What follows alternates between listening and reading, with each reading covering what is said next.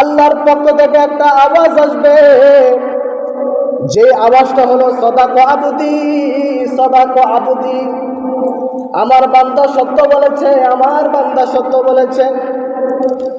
তখন আল্লাহর পক্ষ থেকে আওয়াজ আসবে, ফাবরিসু মিনাল জান্নাহ ওয়ালবিসু মিনাল জান্নাহ ওয়াফতাহু লাহু বাবান ইলাল জান্নাহ। জোরে বলুন সুবহানাল্লাহ। বান্দা কবরের মধ্যে যেতে হবে।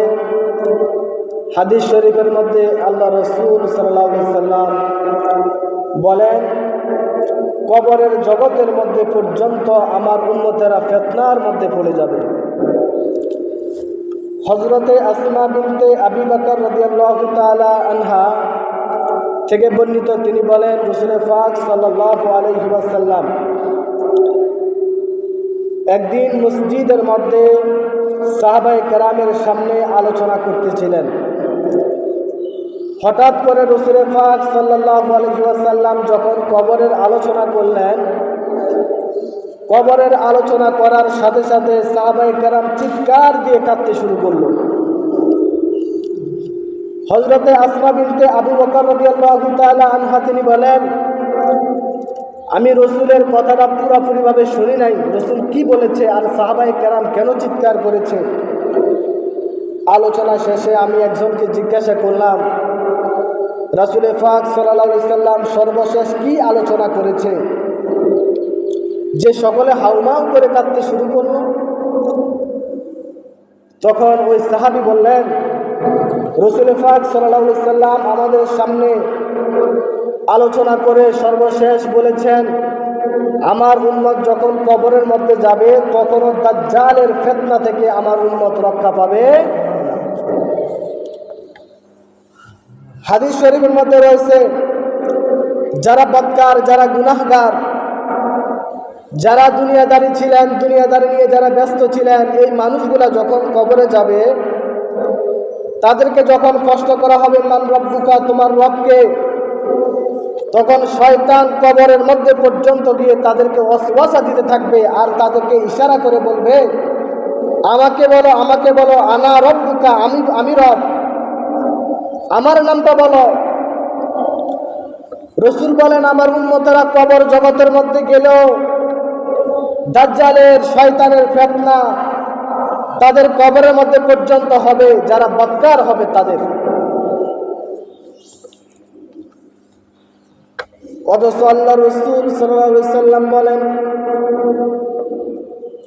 আমার উম্মতের মধ্যে যারা নেককার, যারা হবে মুমিন, যারা আল্লাহ পাগল, রাসূলের পাগল যারা হবে, এই মানুষগুলা যখন কবরের মধ্যে যাবে,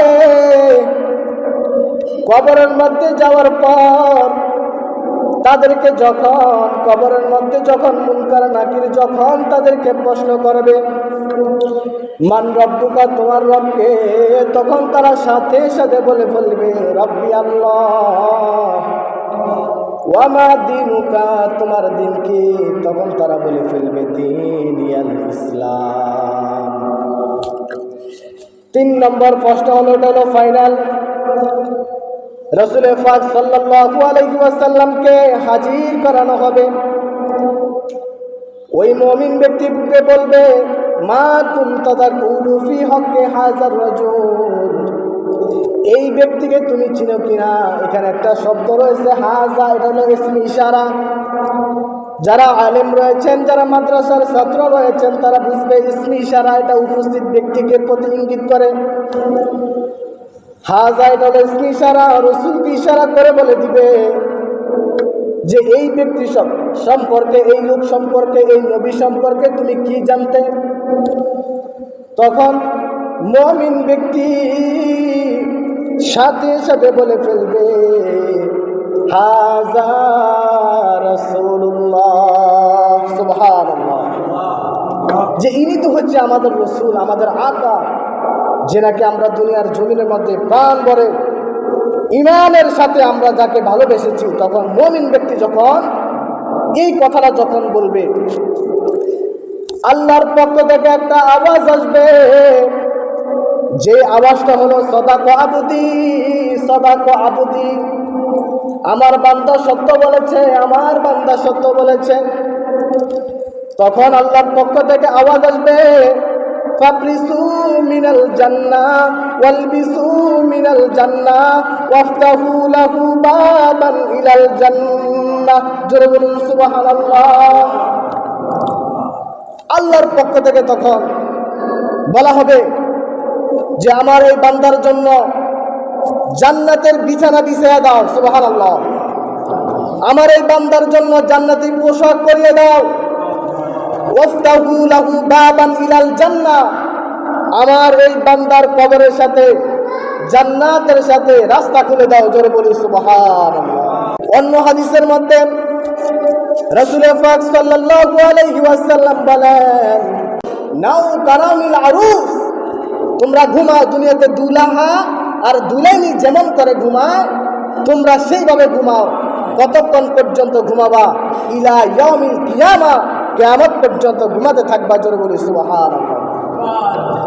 মুনকার নাকির এর প্রশ্নের জবাবে যাদের খুশ ভালো, নসিব ভালো, যারা দুনিয়ার জমির মধ্যে ইমানদার ছিল, তারা সাথে সাথে উত্তর দিয়ে ফেলবে আর তারা ঘুমাবে কিয়ামত পর্যন্ত। ইসরাফিল আলাইহিস সালাতু ওয়াস সালাম যখন সিংহায় ফুৎকার দিবেন, সিংহায় ফুৎকার দেওয়ার সাথে সাথে তখন তাদের ঘুম ভাঙবে। সুবহানাল্লাহ।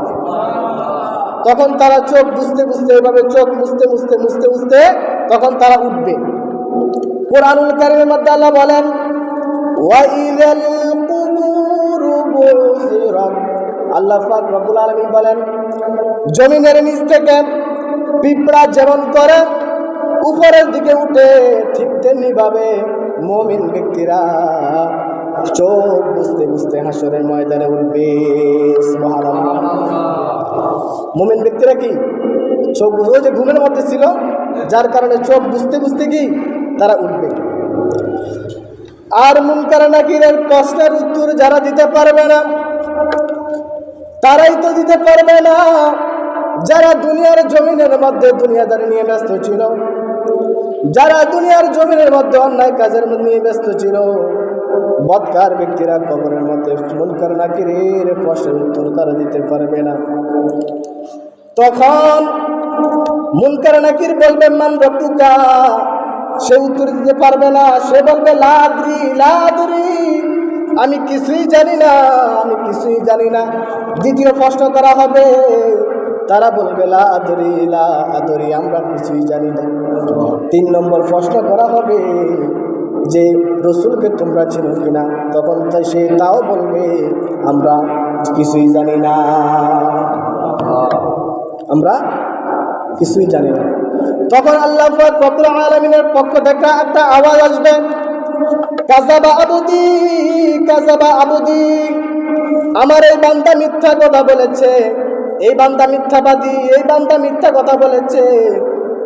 কারণ দুনিয়ার জমিনের মধ্যে যখন তারা ছিল, আমি আল্লাহ তাদেরকে জান্নাতের পথ আর জাহান্নামের পথ আমি আল্লাহ তাদেরকে জানিয়ে দিয়েছি নবীদের মাধ্যমে, আলেমদের মাধ্যমে। আমরা জানছি না? এই যে এখন আপনারা জানতেছেন না, এইভাবে আমরা কথাগুলো জানতেছি। তখন তারা কি বলবে? না, আমরা কিছুই জানি না। তখন আল্লাহ কি বলবেন? কাযাবা আবুদি কাযাবা আবুদি, এই বান্দা মিথ্যাবাদী, কবরের মধ্যে গেলে পর্যন্ত মিথ্যা কথা বলবে। নাউযুবিল্লাহি মিন যালিক। তখন আল্লাহ পাকের পক্ষ থেকে জবাব আসবে, ফাফরিশু মিনান নার ওয়ালবিসু মিনান নার ওয়াফতাহু লাহু বাবান ইলান নার।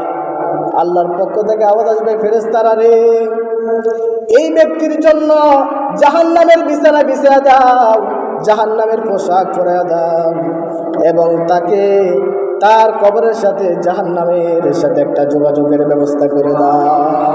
নাউজুবিল্লাহ। কবরের সাথে যদি জাহান্নামের সাথে যদি রাস্তার ব্যবস্থা করে দেয়, তাহলে কেমন অবস্থাটা হবে? কথা বুঝেন?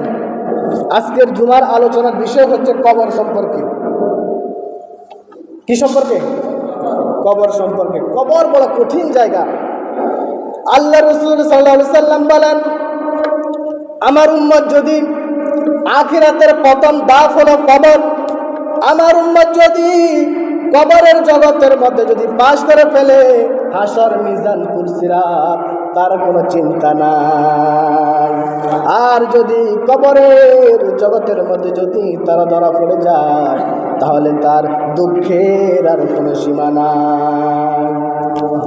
তো আমরা সকলে কবরের প্রশ্নের উত্তর দিতে চাই কি চাই না? যারা বলেন চাই কি না? যদি চাই তাহলে আমাদেরকে ওইভাবেই চলতে হবে।